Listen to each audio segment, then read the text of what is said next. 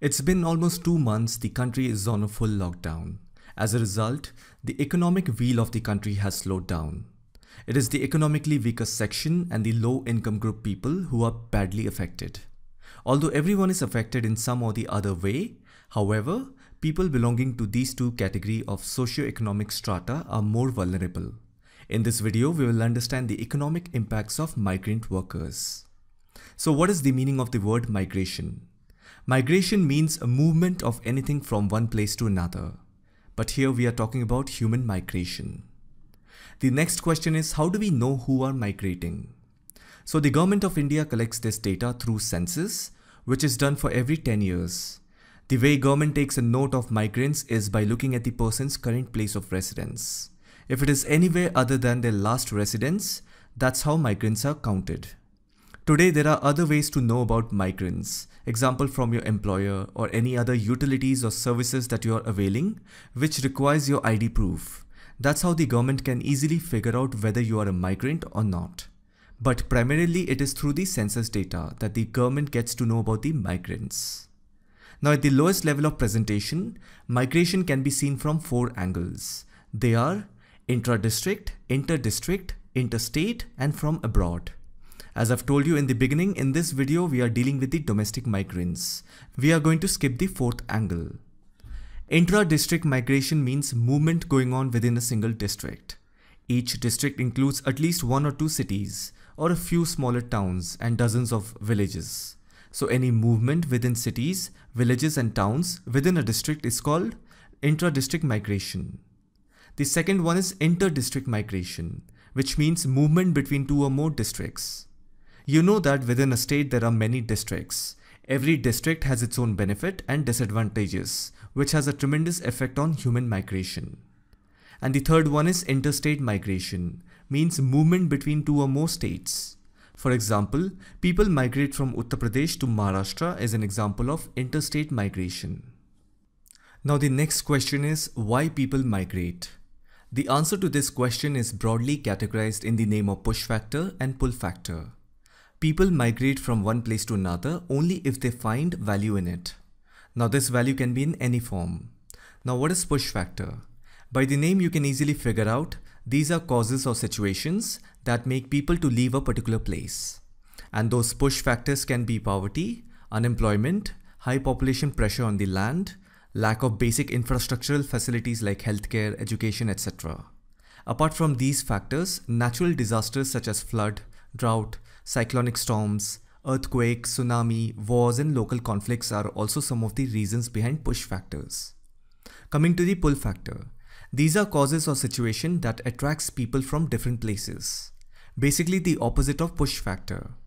These can be situations like hope of better opportunities, availability of regular work with relatively higher wages, better opportunities for education, better health facilities, and sometimes sources of entertainment are also quite important pull factors.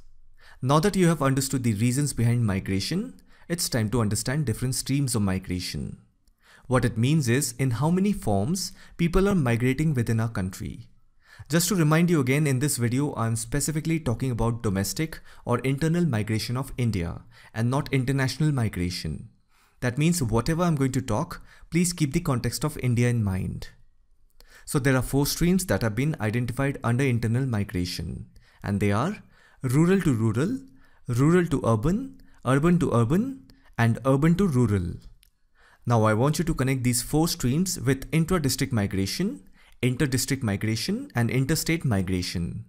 When you connect this, you will realize that whether the migration is within a particular state or between 2 different states. The point that I'm trying to make is that the pull factor behind domestic migration in India is largely from rural areas to urban areas. After that, it is from an urban area to another urban area. Because it doesn't matter whether it is within a state or between 2 states, because the reason behind it is the same. When someone moves from a rural to urban area, usually they move in search of better work opportunity or better income opportunity. Another reason could be education. Many people move from rural to urban areas for joining schools, colleges, tuition, coaching, etc. Now coming to urban migration. Urban to urban migration means one city to another city or one town to another town. It can be within a particular state or between two different states. But the basic idea behind urban to urban migration is clearly because of better economic opportunity. Because if two urban areas are developed and modern, why would a person move from one city to another? It can be only because of more value in terms of better salary or better job or business, or maybe to gain knowledge in terms of education.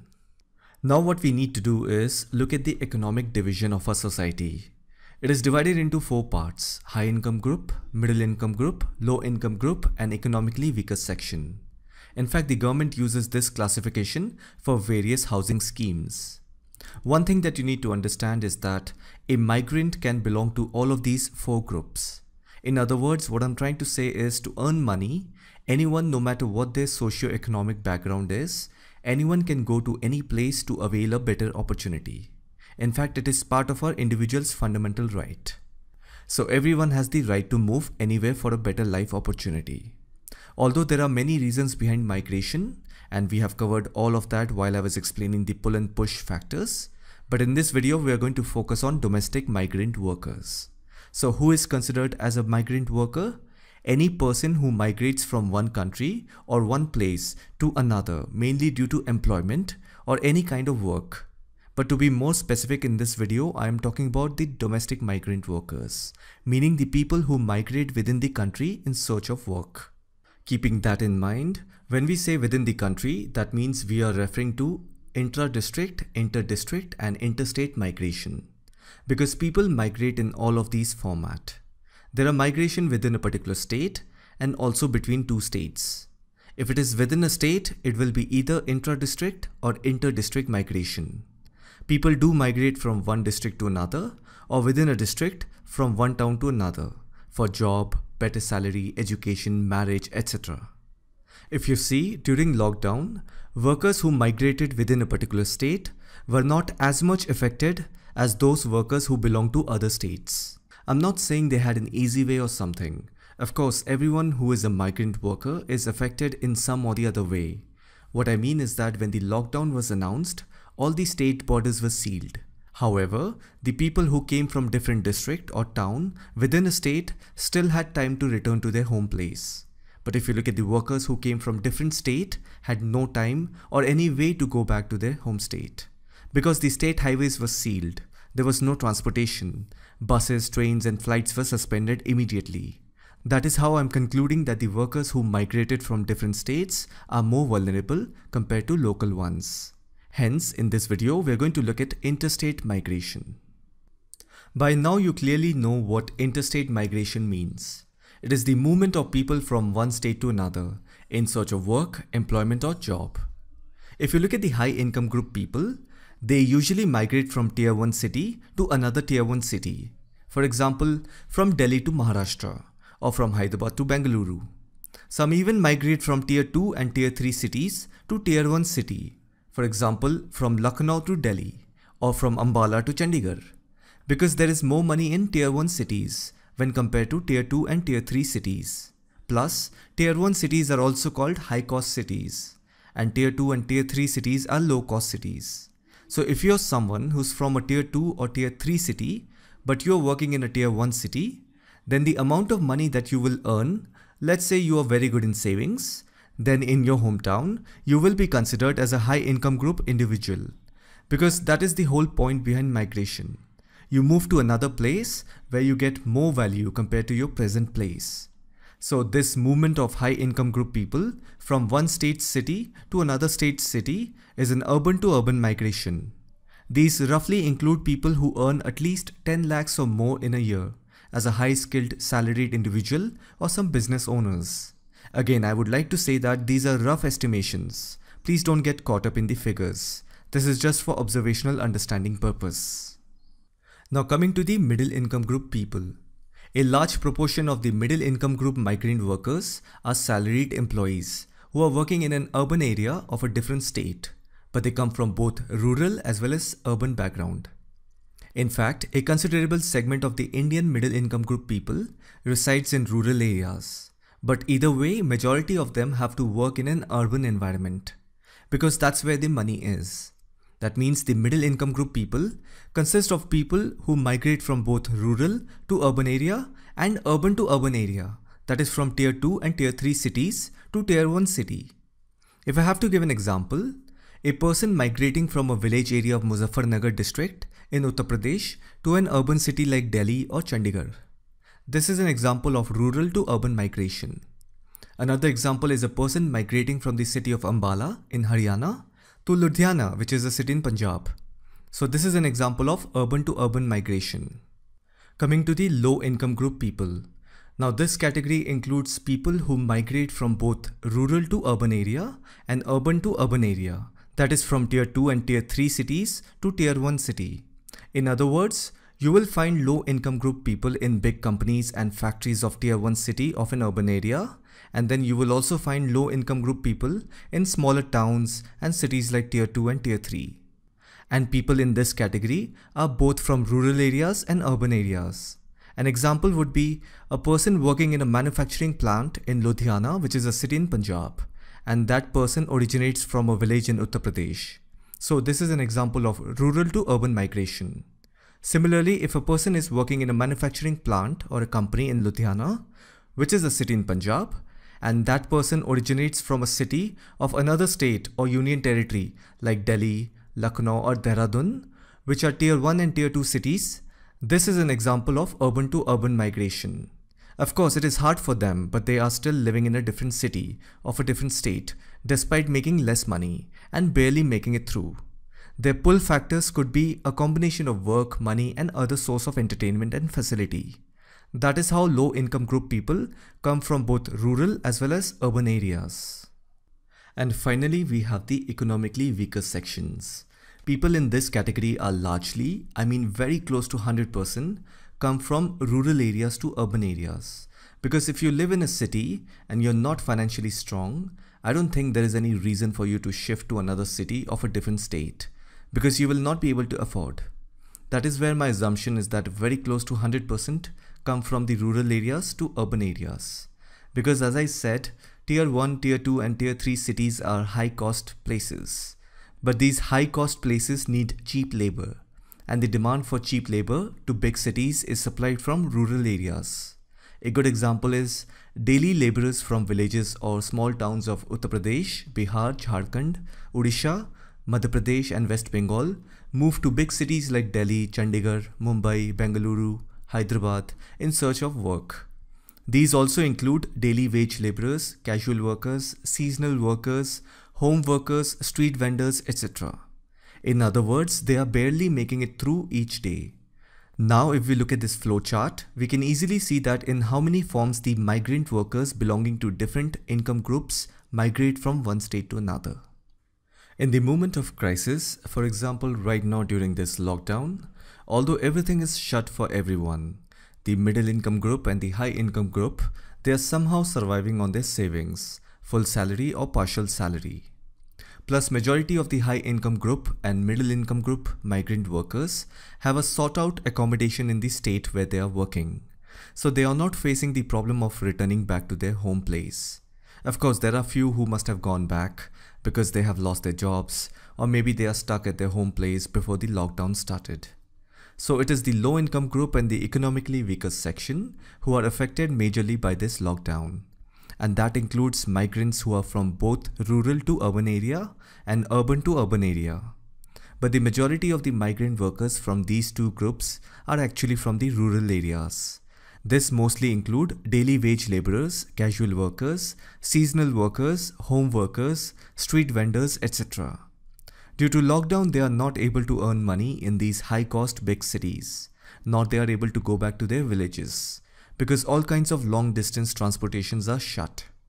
As a result of that, from past 1 month you must have seen in the news that many migrant workers are walking back to their hometown. From mid-May, the government resumed train services and have transported millions of migrant workers through a special train which is called the Shramik train.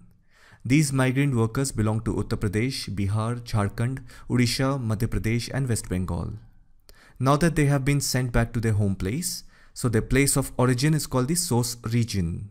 That means all these states are the source region of migrant workers. Now that they have returned back to their home place, it's only a matter of time that we will begin to face some serious economic consequences if the migrant workers don't return to these big cities. Whenever the word economic comes, simply think of money. Now think of it this way. Let's say you migrate to a different city for work. Let's say you are in Delhi for work. Your livelihood is in Delhi. You send some part of your income back to your home, which is a village in Uttar Pradesh. This money that you sent home is called remittance. Basically, you are transferring some money from the place where you earned it to your home place. The same also exists in international migration. There are a lot of people from Punjab, Kerala and Tamil Nadu who work in countries like Canada, UK and Middle Eastern countries. They earn in foreign currency, part of it they send to their family back home in India. The amount of remittance sent by these migrant workers plays an important role in the growth of the economy of their home place. Suppose you are working in the city of Bengaluru and your family stays in Bhopal or in some village of Madhya Pradesh. So whatever that you earn in Bengaluru, you will have to first deduct your expenses because Bengaluru is an expensive city to live in. After that, you can think of sending some money back to your home place. Now this money is mainly used for food, repayment of debts, treatment, marriages, children's education, agricultural inputs, construction of houses, etc. Because you see, money is there at the root of almost everything. And you earn money when you trade your time and energy for money. Everyone needs money. If we do not have money, we cannot afford basic necessities such as accommodation, food and clothing. So when an individual sends remittance to their home place, that money is used for consumption and savings. So Bengaluru becomes the place for your income source. And your parents stay in Madhya Pradesh. Hence, you send your remittance to Madhya Pradesh, where the remittance is used for consumption, paying debts or savings. If you notice, Madhya Pradesh's economy somehow is being driven by the economy of the source area, which is Bengaluru in this example. Just imagine thousands of poor villages of Uttar Pradesh, Bihar, Jharkhand, Odisha, Madhya Pradesh, Himachal Pradesh, West Bengal, etc. Remittance works as lifeblood for the economy. Similarly, the opposite is also true. The source area, which is Bengaluru, in this example, also gets benefited because so many people from different places are coming here to work. And that moves the development and economy of the source area. I'll give you a real example. Migration from rural areas of eastern Uttar Pradesh, Bihar, Madhya Pradesh and Odisha to the rural areas of Punjab, Haryana, Western Uttar Pradesh has been the reason behind the success of the agricultural development. You see, migrant workers are important for both the source region as well as their home region's economy. And yet, they are the ones who are suffering the most. And the irony is that we may study from economic sense and come to this sort of conclusion, but I'm sure these migrant workers don't even realize how important they are to the economy. They're simply busy and caught up with their problems and how to earn a livelihood. That is why when nothing was available for them during lockdown, many of them simply started walking from one state to another. You can call it simplicity, ignorance or helplessness. Anyhow, remittance is a major source of cash inflow for the source region of migrant workers. The other thing that you have to consider is that due to this lockdown, many migrant workers have faced hardship and uncertainty. As a result, many of the migrant workers will try to find employment options closer to home and in their home state. That means it will put economic and infrastructural pressure on their home state. And we know that the state governments of these respective states cannot do much because their finances are weak. Because these state economies are somehow being driven by the economy of the financially rich cities and states. And now that these migrant workers have come back to their home states, there is no work for them. But they have to eat, right? That means their dependence on their home state's agricultural and health sector will rise. Now that is a serious problem. But if you want to look at the positive side of it, this is also a perfect time for these states to kickstart the micro, small and medium enterprises in the states and provide employment to these workers who have returned home. All these states can meet this challenge, but it will need all the support it can get from the central government. If we look at this situation from the big cities' point of view, there will be tremendous labor shortage at factories, companies and local businesses, due to which two things can happen. One, the production will slow down or may stop. And the second one is, to meet this labor shortage, local laborers will be hired. Now, one of the most important reasons behind hiring migrant workers is because their cost is cheap. The local laborers are not cheap, due to which the cost of the product will increase. So these are the economic consequences or impact of migrant workers if they don't come back. I hope this video was informative. Let me know your thoughts in the comment section. Thanks for watching, and I'll see you in the next one.